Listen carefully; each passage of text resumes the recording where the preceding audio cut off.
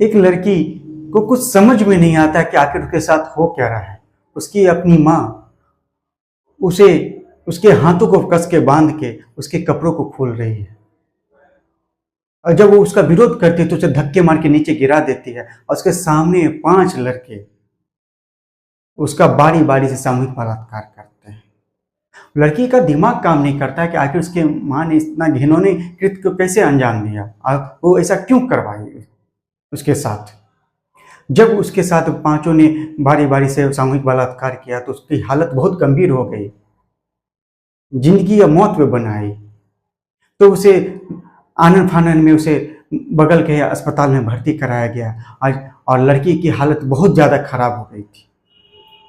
उसके बाद आगे की जो घटना होती है उसे सुन के आपके पैरों के तले जमीन खिसक जाएगी, इसलिए आप कहानी में अवश्य बने रहें।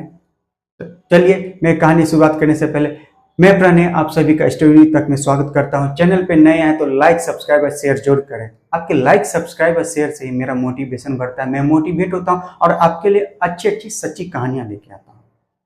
आज की कहानी है राजधानी पटना की। वहां पे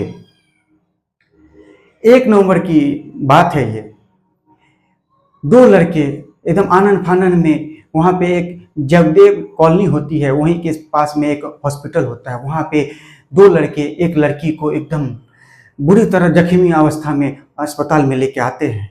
तो वहाँ पे जो जल्दी से उसे हॉस्पिटल में एडमिट कराया जाता है, और डॉक्टर जो उसकी और जो भी आसपास के आदमी जो उसको देखते हैं तो उसकी हाल जो देखते हैं तो उन्हें शुरुआती तौर पे ये लगता है कि इसके साथ लगता है कि कुछ दुर्घटना हो गई है या एक्सीडेंट हो गया जिसके कारण इसका ये हाल है। लेकिन डॉक्टर सब जब उसका चेकअप करते हैं तो वो देखते हैं उसके प्राइवेट पार्ट से ब्लीडिंग हो रही है। तब डॉक्टर के द्वारा चेकअप के दौरान ये बताया जाता है कि उसके साथ सामूहिक बलात्कार हुआ है। उस समय वो लड़की की माली हालत ये ऐसी नहीं थी कि वो कुछ बता पाए। वो सदमे भी थी और बेहोश थी। फिर डॉक्टर ने उसके पास के ही थाना को इंफॉर्मेशन दी, वहाँ के शास्त्री नगर में फ़ोन किया, फिर राजीव नगर में फ़ोन किया, वहाँ से थाना के पुलिस सब आए। उसके बाद डॉक्टर से बातचीत की तो डॉक्टर ने सारा कुछ बताया कि इस लड़की के साथ सामूहिक बलात्कार हुआ है, जिसके कारण ये लड़की बेहोश है। फिर 1 तारीख को तो वो लड़की बेहोश ही रही, उसका ट्रीटमेंट अच्छे से किया गया। फिर 2 तारीख को जब वो लड़की को होश में आती है तो डॉक्टर सब उससे पूछते हैं कि आखिर तुम्हारे साथ क्या हुआ है, तुम्हारी ये हाल किसने की है। तब वो लड़की जो बताती है उसे सुन के आपके रोंगटे खड़े हो जाएंगे। वो लड़की कहती है कि मेरी माँ ने, मैं पटना की रहने वाली हूँ, एजी कॉलोनी की, मेरी माँ ने मुझे कुछ लड़कों के पास ले गई और मेरे हाथ को बांध के उनके साथ मेरा गैंगरेप करवाया। मेरे 5 लड़कों ने मेरा गैंगरेप किया है। मेरी उम्र महज 15 साल की है, मैं नाबालिग हूँ। सभी चौंक गए, पुलिस वालों ने इनका बयान सुन के, डॉक्टर सब सुन के चौंक गए कि इस लड़की के साथ क्या है। आज जो लड़की कह रही कि मेरी माँ ने ऐसा काम किया, सभी चौंक गए कि आखिर इतने घटिया काम को कोई अपनी माँ अपने बच्चे के साथ ऐसा कैसे कर सकती है। उसकी तुरंत उसकी एफआईआर को नोट किया गया, चार्जशीट दायर की गई और उसकी माँ को खोजा गया। फिर पुलिस वालों ने उसकी माँ को खूंज के ढूंढ के लाया, फिर उसकी माँ को गिरफ्तार किया गया। पुलिस वालों ने उसे बहुत डराया धमकाया। तब उसके बाद उसने बताया कि हाँ, मैंने इसके साथ ऐसा किया होगा, क्योंकि ये मेरी सगी बेटी नहीं, ये मेरी सौतेली बेटी है। ये मेरे पति के पहले पत्नी से बच्ची है, उसकी बेटी है। मेरा पति तो कुछ करता नहीं है और मैं परेशान रहती हूँ। मैं आसपास का पोछा उछा करके मैं कमाती हूँ, उसी से मैं बस घर चलता है। मेरे पास आमदनी का साधन नहीं है। तो फिर मुझे एक सोनू कुमार नाम का शख्स मिला, जो मेरे घर के पास में ही रहता है। उसका ट्रैवल एजेंसी है, वो ट्रैवल का काम करता है। तो वो मुझे मिलता है कि अरे तुम अगर चाहोगे तो तुम पैसा ज़्यादा कमा सकते हो। तो इसने कहा कि कैसे?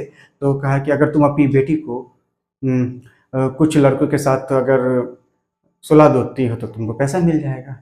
तो ये तैयार हो जाते। तो वो कहता है कि एक लड़के का मैं तुम्हें 10,000 दिलवा सकता हूँ एक बार।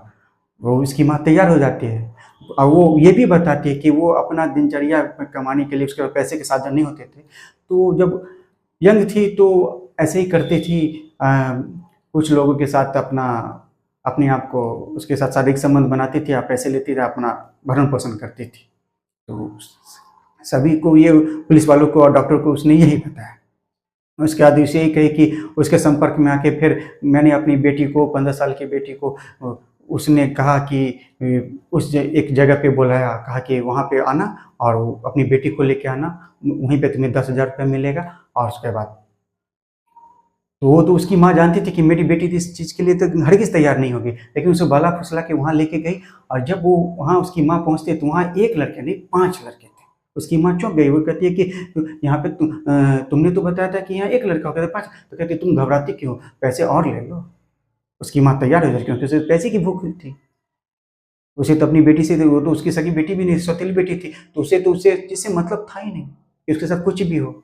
तो उसने क्या किया, उसने अपनी बेटी का हाथ बांध के उसके कपड़े खोल के उन 5 के पास फेंक दिया और उसके साथ वो सामूहिक बलात्कार करते हैं। तब तो पुलिस ने इस केस में वो एक अर्पित नाम के लड़का जो कि पाटलिपुत्र अपार्टमेंट में रहता है, वहाँ से उसको अरेस्ट किया। और उसके बाद एक सोनू कुमार जो ट्रैवल एजेंट है, और बाकी 4 और मतलब टोटल 5 आदमी और उसकी माँ, सभी को उसकी माँ के द्वारा दी गई गवाही के अनुसार सभी को पकड़ा, अरेस्ट किया और सभी को जेल भेज दिया है।